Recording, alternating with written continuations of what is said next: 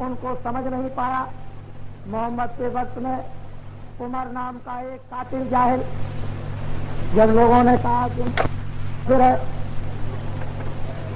और ऐसा उल्टा मजहब का प्रचार करता है, तो कातिल कहता है कि ये मेरी तलवार है और अब म्यान में जब जाएगी जब मोहम्मद को खत्म कर देगी।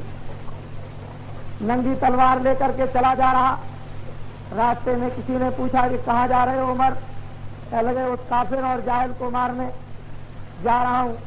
कह लगे उसको क्या मारते हो? तुम्हारी बहन और बहनोई उसके फालवर हो गए, पहले बहन और बहनोई को मार डालो तब तुम उसको मारना। फौरन उधर से घूमकर बहन की तरफ चल पड़ा। जहाँ पर बहन की शादी हुई थी वहीं पर अंदर में मोहम्मद साहब बैठे हुए थे। जब ये गया और बहन सामने आई तो बाल पकड़ करके उसने जमीन पर पटकना चाहा। बहन ने कहा कि अरे क्या कर रहे हो? तुम अगर उसको काफिर समझते हो तो मुझे मार डालना, लेकिन 2 आयतें 2 कलाम तो उसके सुन लो, उसके बाद में जो चाहना तो करना। जब वो कुरान की 2 आयतें पढ़ करके एक ने सुनाई, उसके अंदर इतना प्रेम भरा हुआ था कि उमर की तलवार जमीन पर गिर गई। मोहम्मद दौड़ के दरवाजे पर आए, दरवाजा खोल दिया, उनके चरणों में गिर पड़ा और ये कहा, है उमर तुम क्या कर रहे हो? अपनी शक्ति का दुरुपयोग करते हो। उसने कहा मैंने आपको पहचाना नहीं, ये तलवार म्यान में जब जाएगी जब इस्लाम का प्रचार करेगी। शहीदों का, प्रेमियों का, आशिकों का ऐसा सच्चा प्राण होता है और उन प्रेमियों के साथ वो परमात्मा 24 घंटे उनके पीछे पीछे घूमता रहता है। ये हमारी धार्मिक पुस्तकें महात्माओं की हमको पूरा विश्वास दिला चुकी है और स्वयं भी विश्वास पूरा हो गया कि परमात्मा भक्तों के साथ साथ रहता है। जब जरूरत पड़ती है तो भक्त वत्सल बनकर और दुनिया को दिखा दिया करता है कि देखो मैं भक्तों की इस प्रकार से रक्षा किया करता हूं।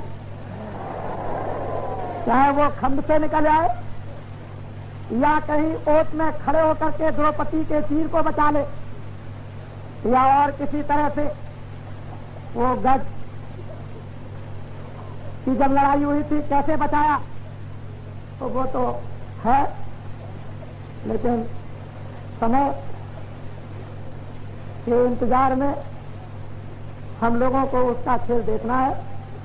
हम आए हैं स्थान पर अपने सच्चे प्रीतम का संदेश सुनने के लिए, अपनी तपस्या पूरा करने के लिए, और जो अपना प्रण है उसको निभाने के लिए, अपना कल्याण करना चाहते हैं, उसके लिए हम इस प्रकार का कष्ट उठा रहे हैं कि जो आप अपनी नजरों से देखते हो। तो पहले एक गोस्वामी तुलसीदास जी की एक कहानी थोड़ी सी सुन लें बड़े ध्यान के साथ में, फिर तो मैं आज बहुत कुछ आपके सामने कहूंगा, उसको आप सुनेंगे। अंत में आपको भभूत भी मिलेगी, क्योंकि हमने पूरी रसायन तो तैयार अभी नहीं कर पाई, वो तो 1 तारीख तक तैयार हो जाएगी और 1 तारीख को तैयार करके बांट दिया जाएगा।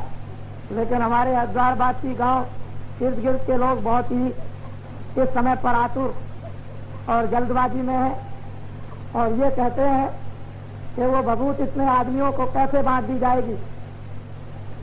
अगर इतने आदमियों को बांट न दी जाए तो फिर महात्माओं का हमेशा ऐसे ही खेल होता रहा। तो खेल है, काम होता रहता है, काम से काम, काम के फायदे से काम। आपको तो उसके फायदे से काम है, कैसे बांट दिया जाए ये आपको क्या मालूम। तो गोस्वामी जी महाराज की एक उनके स्वयं मुखारबिंद की एक कहानी सुन ले ध्यान पूर्वक। हाँ,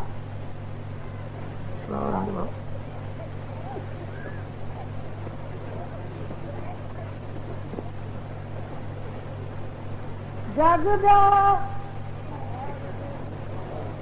राजापुर जमुना के तीर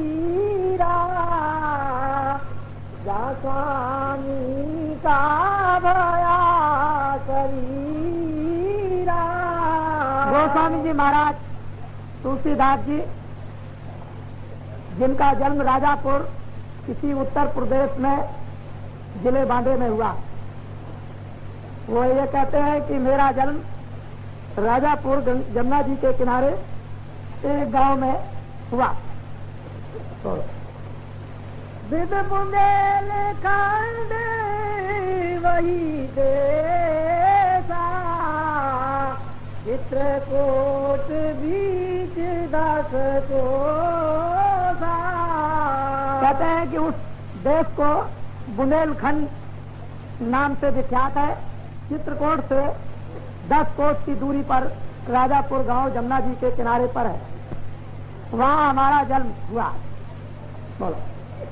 भया जन्म सोई कहो बुझाई, बाल बुध सुध बुध दरसाई। गोस्वामी जी महाराज अपने मुखारबिंद से कह रहे हैं कि भाई मेरा जन्म कब हुआ, मेरी किस प्रकार की बाल बुद्धि थी, वो मैं जब अपने आप खुद कहूंगा तभी किसी की समझ में आएगा, मैं नहीं कहूंगा तो कुछ किसी की समझ में आ नहीं सकता। हाँ। क्रिया भारत भाव मन राता, विद रीत चित सन गोस्वामी जी महाराज कहते हैं कि बचपन में आज भी 5-5 बरस की बच्चियों की शादी आज भारतवर्ष में हो रही है। मैंने कई स्थानों पर मध्य प्रदेश में, उत्तर प्रदेश में देखा कि 5-5 साल के लड़के और लड़कियों की शादी आज भी हो रही है। उस समय पर मुसलमानी राज था, लोग अपनी लड़कियों को जल्दी से जल्दी 5, 6, 7 बरस के अंदर ही शादी कर दिया करते थे। गोस्वामी जी महाराज की शादी बचपन काल ही में हो गई, जबकि उनको इस बात का ज्ञान भी नहीं था कि गृहस्थ आश्रम किसका नाम और कैसे निभाया चलाया जाएगा, लेकिन बचपन में शादी हो गई। हाँ। जानहीन रस रंग संग माता, ताले को ब्राह्मण मोरी जाता। एक उच्च परिवार में इनका जन्म हुआ था, संपन्न परिवार था, विद्वान परिवार था, माननीय परिवार था। बचपन में शादी हो गई, मन स्त्री की तरफ रमने लगा, ज्ञान से हीन थे कि मुझे कुछ भी ज्ञान मालूम नहीं था। मैं संसार के भौतिक मान मर्यादा जाति के चक्कर में था।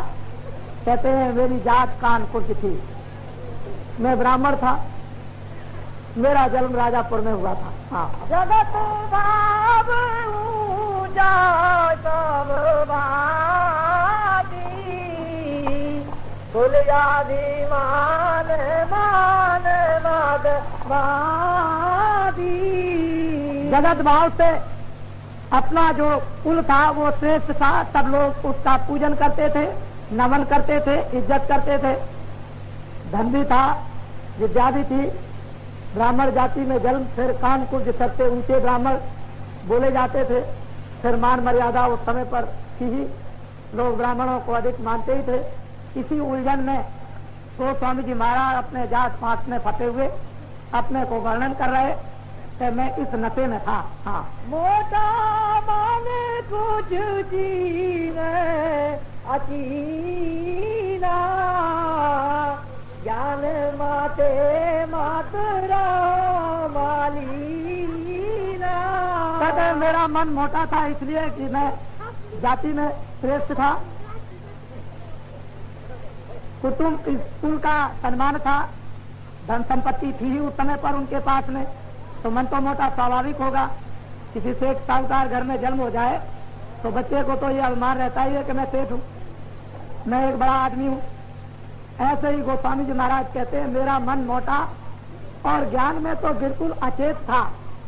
उस तरफ को तो मुझे होश ही नहीं था कि ज्ञान किसको कहते हैं। हाँ। एक विधि चित रहो समारे, मिले कोई संत फिरू कोई लारे। संस्कार कभी कभी जब जोर मारा करता है तो इनमें कभी जब देख देख करके ये सब चीजें बड़ी भारी कभी कभी घृणा हुआ करे तो उनको ये आया करे कोई महात्मा मिल जाए, घर बार छोड़ दूं, चला जाऊं, कुछ करूं, कुछ सुनूं, कुछ ज्ञान प्राप्त करूं, आत्मा का कल्याण करूं, ऐसा कभी कभी संस्कार जोर मारता था। ये कभी कभी इच्छा कुल परिवार इन सब मान प्रतिष्ठाओं को देखकर तो इनमें तो कभी सुख मिलता नहीं है, लेकिन कभी कभी ये हुआ करते थे कि भाई संत महात्मा मिल जाए तो मुझे उनके चरणों में बैठकर सेवा करने का अवसर प्राप्त हो जाए। हाँ, संत साथ मोहिनी का भावे, ज्ञान या ज्ञान एक नहीं आवे। गोस्वामी जी महाराज कहते हैं अपने आप को कि मैं ज्ञान अज्ञान तो मैं कुछ जानता नहीं, लेकिन इतना भाव जरूर उठता है कि मैं साधुओं के पास बैठूं तो मुझे बहुत अच्छा लगेगा। ये उनके अंदर में एक भावना बड़ी तीव्र रफ्तार से चल रही थी। महात्माओं के दर्शनों की उत्कंठा होने लगी। अब उम्र उनकी क्या है, 10, 12, 13, 14 बरस की। धीरे धीरे धीरे धीरे कुछ कुछ संसार का होश आने ही लगता है। हर चीजें देखने से कुछ न कुछ अनुमान होने ही लगता। संस्कार जागते ही चलते हैं। भाव उनका बढ़ता चला गया। बोलो, अब आगे का सुनो विधाना, ताकि विधि का परिमाण। धीरे धीरे धीरे धीरे ये भावनाएं उत्पन्न होते होते, इच्छा जागते जागते, दर्शनों की लालसा उठाते उठाते उनकी उम्र हो गई अब 20 बरस, जवानी पर पहुंच गए। अब तो जब जवानी लगती है तो जवानी के जोश में जो चाहे सो कर लीजिए, चाहे कबीर हो या नानक हो, राम हो या कृष्ण हो, रैदास हो या मीरा हो, किसी ने भी कुछ किया उन्होंने जवानी के जोश में किया। जवानी का जोश ढल गया तो कुछ होने वाला नहीं। चाहे वो दुनिया की दौलत कमाना हो, दुनिया का राजपाट करना हो, गृहस्थ आश्रम को चलाना हो, कोई भी किसी तरह का काम काज हो, जवानी के जोश में होता है। जवानी का जोश निकल गया तो बुढ़ापे में कुछ नहीं होता है। अब आई जवानी, इच्छा और निशाने पर आ गई, लगन लग गई, कोई साधु महात्मा मिल जाए। अब वो अपने आप को कह रहे हैं कि मेरे साथ क्या हुआ। हाँ, सम्मत 16 से था 14, दिन भयो आगम का 14। सम्मत 16 से 14 में 1589 में इनका जन्म हुआ था और सम्मत 16 से 14 में इनको गुरु महाराज जिन्होंने परमात्मा की प्राप्ति कर ली थी वो इनको मिले और बैठाल कर उनको अगम का सौदा दिया, सामान दिया, जुक्ति दी, ढेर दिया, मंत्र दिया, रास्ता दिया। ये उनको सम्मत 16 से 14 में, 1589 में उनका जन्म हुआ। इधर 11 वर्ष और 14, 25वें वर्ष में इनको रास्ता उस परमात्मा की प्राप्ति का अपने गुरु द्वारा मिला। ठीक जवानी के जोश पर जब वो खड़े हुए 25वीं बरस उम्र में, जवानी के जोश पर, बस उसी वक्त में इनको रास्ता गुरु महाराज से मिल जाए। ये मनुष्य रूपी किराए का मकान फिर नहीं मिलेगा, तुम अपनी आजादी का पूरा पूरा काम कर लो, ये रास्ता है जाने का अपने घर में। आ गए निशाने पर, भाव उठता ही था, इच्छा होती ही थी, लगन थी कि मुझे साधु महात्माओं का दर्शन हो। मिल गए उनको सच्चे रास्ता बताने वाले महापुरुष। जब उनको रास्ता मिल गया तो वो गोस्वामी जी महाराज अपने आप कहते हैं, क्या उसको सुने आप। हाँ, सावन सुदी बोमी तितवारी, आधी रात बाई गात न्यारी। सावन सुदी नौमी तिथि मुझे जब गुरु महाराज ने बताया तो मैं रात को अपने कमरे में साधना करने लगा, भजन और ध्यान करने लगा। और रात में एक बार जी हमारे कपाट दिव्यनेत्र ज्ञान चक्षु खुल गया और मैं ये सब रहस्य लीला और तमाशा उस नेत्र के द्वारा देखने लगा। अब वो लीला और तमाशा जो अर्धरात में जो वो देखने लगे, तो देखते देखते देखते देखते कौन छकता है उसको और कौन उधर से आंख हटाएगा, क्योंकि वो तो अद्भुत लीला है। यह रहस्य रघुनाथ कर देख न जाने कोई जो जाने, तो रघुपत कृपा सब पे मोह न हो। ऐसा गुरु महाराज ने उनको जब भेद बताया तो करते करते सावन का महीना तिथि नौ अर्धरात गत भई न्यारी, एकदम दोनों आंखों को के बीच में जीवात्मा ने इस स्थान को छोड़ दिया और चली जा रही ऊपर की तरफ, देखती जा रही। हाँ, बिजली चमक भाई उजियारी, करका घोर घोर आत्मारी। गोस्वामी जी महाराज कहते हैं कि जिस समय पर अर्धरात्रि के वक्त में 9 दरवाजों से और ऊपर 10वें दरवाजे की तरफ में जब मेरी जीवात्मा ऊपर को चढ़ी, तो क्या देखता हूं कि बिजली चमाचम चमक रही और इतना जोर का शोर घनघोर हो रहा कि अगर वो सुनने को साधकों को मिल जाता है तो ऐसा मालूम होता है जैसे मस्तक फट गया। ऐसा ये घोर और शोर मनुष्य रूपी मकान में उन वेदवाणियों का, आकाशवाणियों का, उन अनहद ध्वनियों का इस मनुष्य रूपी किराए के मकान में हो रहा है। किसका मन नहीं चाहेगा उस चमक को देखने के लिए? कौन घोर और शोर को पसंद नहीं करेगा? उसका मन क्यों नहीं उस आवाज और शोर में हर जाएगा? वो अपनी व्यथा, अपने जीवन की पैदाइश से लेकर के, और जब उनको साधना का रास्ता मिला गुरु द्वारा, वो बता रहे हैं कि मुझे हुआ क्या। बहुत से लोग कहा करते हैं कि गोस्वामी तुलसीदास जी महाराज कभी थे, वो कभी नहीं थे। वो तो जीवात्मा उनकी जाग गई, उन्होंने उस प्रीतम को प्राप्त कर लिया। तब उन्होंने कहा है कि मोह विलोक राम मुस्काई, दिया सत तुरत गयो मुखमाई, उधर माज सुन अंडज राया, देखूं बहु ब्रह्मांड निकाया, अति विचित्रता लोक अनेका, रचना अमित एक से एका। ये अपने दिव्य नेत्र ज्ञान चक्षु के द्वारा उस अर्धरात से देखना उन्होंने जब प्रारंभ कर दिया, तो आपको ये क्या मालूम है कि कौन सी साधना और कौन सा योग करते थे।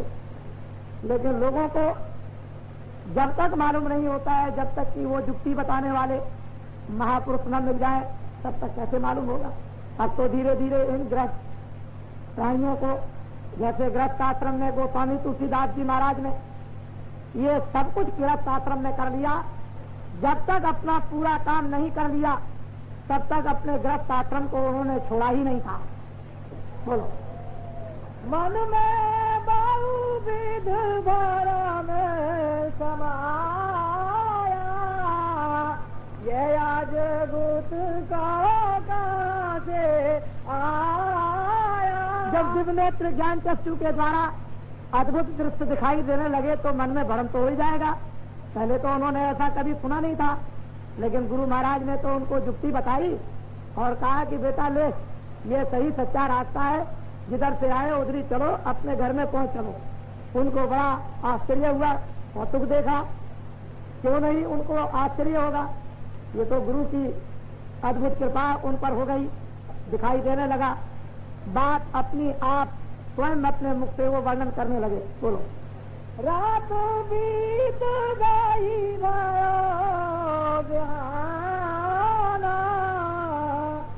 मनिया तेरा सोई बड़ा मन में आश्चर्य लगा। अर्धरात से ये काम शुरू हुआ था देखना। कहते हैं कि सवेरा हो गया, 10 बज गया, उसी कमरे में बैठे बैठे हमको ये भी ख्याल नहीं रहा कि 1 घंटा हुआ कि 2 घंटे हुए। जब उठे तो ऐसा मालूम हुआ कि 2-4 मिनट हुए होंगे। ये तमाशा सारी रात देखते रहे, 10 बजे तक दिन से देखते रहे। जब उन्होंने आंख खोली तब उन्होंने सोचा कि अरे मैं तो अर्धरात में बैठा था और ये तो दिन 10 बज गया है, दिन को सूरज निकल आया। यहाँ तो सब लोग अपना अपना काम करने लगे। तो अद्भुत दृश्य को देखकर और वो आनंद लेकर भूल ही जाएंगे संसार की रात्रि भूल जाएंगे, संसार का दिन भूल जाएंगे, संसार का काम भूल जाएंगे, संसार का देखना और बोलना भी भूल जाएंगे। तो असली वो अद्भुत जो उनके मन में इस तरह का उल्लास हुआ। पुन प्रत रोज रोज आस होई, एक देवास सूरत जाड़ जोई। गोस्वामी जी महाराज कहते हैं कि जब जब हम बैठते थे तब तब हम ये कौतुक रोज रोज देखते थे। देखते देखते देखते देखते कई दिन गुजर गए। एक दिन क्या हुआ कि एक बारगी बिल्कुल इस शरीर से जीवात्मा अलग हो गई और शरीर हो गया बिल्कुल मृतक, चल गई ऊपर। जैसे मौत के वक्त में जीवात्मा को निकाल के अलग कर दिया जाता है, इसी तरह से ये जीवात्मा साधना के वक्त में ये बिल्कुल अलग हो जाती है और शरीर बिल्कुल अलग हो जाता है। इस तरह से अपने आप को ये मनुष्य रूपी किराए के पंच भौतिक मकान से उन्होंने अपनी जीवात्मा को अलग कर दिया और चढ़ गई एकदम ऊपर की तरफ, और वहाँ वो नाना समाते उन ब्रह्मांडों में जाकर देखने लगी। हाँ, क्या देखती है? नील शिखर गुरुद्वारे माई, निरखायाच राज का न जाई। बहुत से लोगों से पूछा जाता है भाई कहाँ जा रहे हो? कहने लगे हरिद्वार में गुरुद्वारे में जा रहे हैं। गुरु का द्वारा तो बच्चा उधर है, इधर हरिद्वार में कहाँ से आया गुरु का द्वारा? इधर कहाँ जाओगे? वो तो इधर है कि चढ़ गई ऊपर और वहाँ पहुंची जहाँ गुरु का द्वार था। वहाँ गुरु के द्वार पर बैठकर उसने जो जो अद्भुत तमाशे देखना प्रारंभ किया वो जबान से अर्वचनीय कहे नहीं जाते हैं। जो जो साधक नर नारी साधना करते हैं और ये तमाशों को जब देखते हैं वो कहने लायक। इनको अगर तमाशा देखने को लोगों को, इन ग्रस्तों को न मिला होता अपने अंदर में, तो ये हरिद्वार में जमीन में आकर के पड़ते। ये बहुत बड़ी चीज पा रहे हैं। ये दिल्ली की गद्दी पर खाक मार दे, ये उसको कुछ नहीं समझते हैं। ये ऐसे लोग हैं, इनसे कहा जाए तुम दिल्ली की गद्दी पर बैठ जाओ तो मिट्टी उस पर। आपने देखा होगा कि रैदास जी जूता गांठते थे। लोगों ने कहा अरे बड़े भाई भक्त हैं और जूता गांठते हैं, भक्त को ये शोभा नहीं देता है। तो लक्ष्मी और विष्णु में बड़ी वार्तालाप हुई। लक्ष्मी ने कहा कि अरे भगवान, भक्तों पर इतना कष्ट कि जूता गांठ करके रोजी अपनी पूरी करते हैं, पेड़ पालन, और आप उनकी देखभाल भी नहीं करते हैं। अरे कहने लगे लक्ष्मी, मैं ऐसे ऐसे लोगों को भेजता हूँ, मैं खुद जाता हूँ उनके दरवाजे पर, लो भाई जूता गांठ दो हमारा, और ये लो सोने का टुकड़ा, अब आज से गांठना नहीं, ये सोने का टुकड़ा लो बाजार में बेच देना और खूब पैसे में घर पे आराम से खाना। तो वो क्या कहते हैं कि सोने के टुकड़े को छप्पर में रख दो। छप्पर में रख दिया। फिर आए और उनका अच्छा जूता गांठ दीजिए। चले गए भाई वो हम सोने का टुकड़ा दे गए तो जहाँ रखा है वहां से ले जाओ। देखिए आप, तो लक्ष्मी ने ये कहा कि मुझे इजाजत दीजिए। देखे कैसे नहीं वो लेते हैं। चले गए जाओ, मैंने तुमको अधिकार दिया, जैसे चाहो वैसे दे दो। लक्ष्मी तमाम सुसज्जित सुंदर रूप बना करके असरतियों को भर कर चली।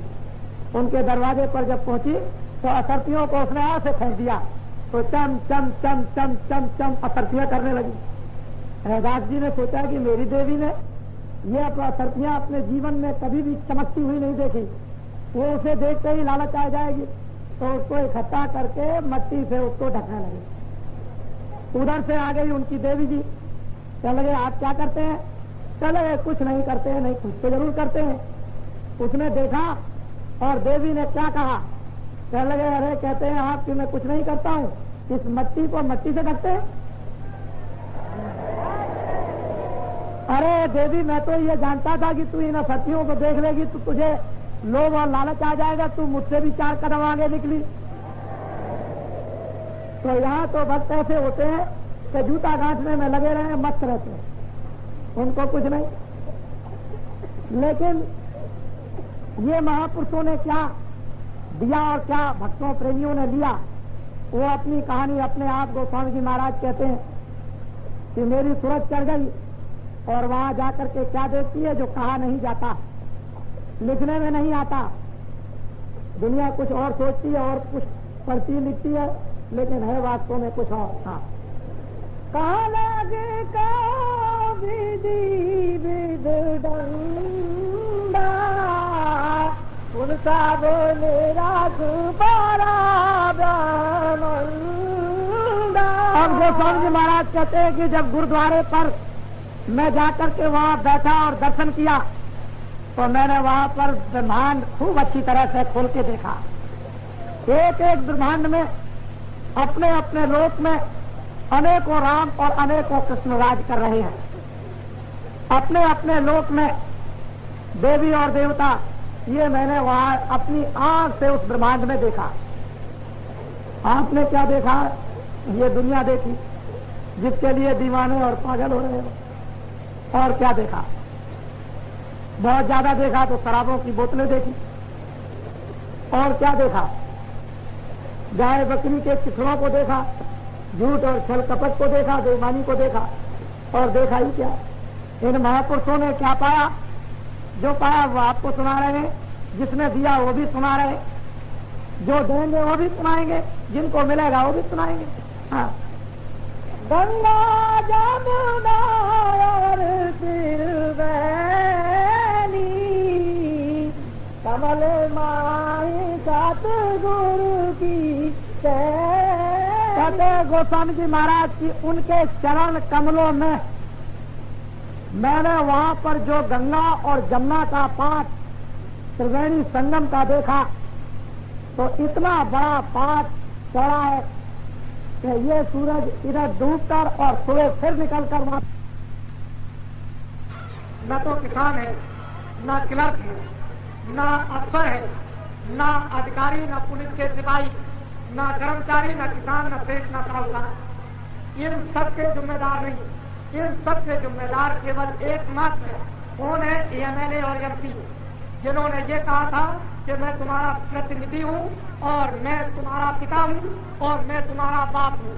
मैं तुम्हारी रक्षा करूंगा, मैं तुम्हारी देखभाल करूंगा, मैं तुम्हारा न्याय करूंगा, मैं तुम्हारा वितरण करूंगा, मैं शक्ति लाऊंगा, मैं समृद्धि लाऊंगा, मैं शांति लाऊंगा, मैं चैन अमन लाऊंगा, मैं तमाम तरह के विवाद खत्म करूंगा। ये सब जिम्मेदार एमएलए और एमपी। और एमएलए एमपीओ ने यदि देश में शराब पी और पिलाई, तारी पी और पिलाई, गांजा पिया और पिलाया, मांस खाए खिलाए, तारी खिलाई और अंडे खिलाए, मछलियां खिलाई, आंदोलन कराया, हड़ताल कराया, तोड़ फोड़ कराया, गिराव कराया और कराई, साथ ही साथ रिश्वत और अन्याय भी कराए, रिश्वतें भी दी, तमाम नसबंदी कराई, गाय बकरी और मुर्गी को कटवाया और खाता। इस तरह के काम एमएलए और एमपीओ ने किए। महंगाई भी एमएलए एमपीओ ने बढ़ाई, टैक्स भी एमएलए एमपीओ ने लगाए और तमाम तरह के छल और कपट एमएलए एमपीओ ने किए और वादे खिलाफी एमएलए एमपीओ ने की और अनुशासन भारतीय संविधान का उल्लंघन एमएलए एमपीओ ने किया। ये सब जिम्मेदारी एमएलए और एमपीओ पर है, अधिकारियों पर नहीं, क्लर्कों पर नहीं, किसानों पर नहीं, सेठ साहूकारों पर नहीं। वो घर के पिता पर सारी जिम्मेदारी। आप पिता थे, चाहे 500 पिता थे, चाहे 1000 पिता थे, चाहे 5000 पिता थे, चाहे प्रांतों के पिता थे, चाहे समूचे देश के पिता थे, लेकिन तुमने पिता का एक दायित्व और एक स्थान ग्रहण किया था और ये कहा था ये लोकतंत्र है और ये भारत की ये प्रजा, ये लोकतंत्र जनता है, मैं उसका रक्षक हूँ। तो आप रक्षक न होकर इस भारत की प्रजा तंत्र जनता यानी इन बच्चों के भक्षक हो गए। जिस तरह से सांप अपने बच्चों को यानी अंडों को खा जाता है, इसी तरह से हम सब लोगों को यानी पिता बन करके खा लिया और सब के सब इस देश के अंदर ये तुम्हारे बच्चे सबके साथ त्राय त्राय होकर के समय पर रो रहे। तो ये जिम्मेदारी एमएलए और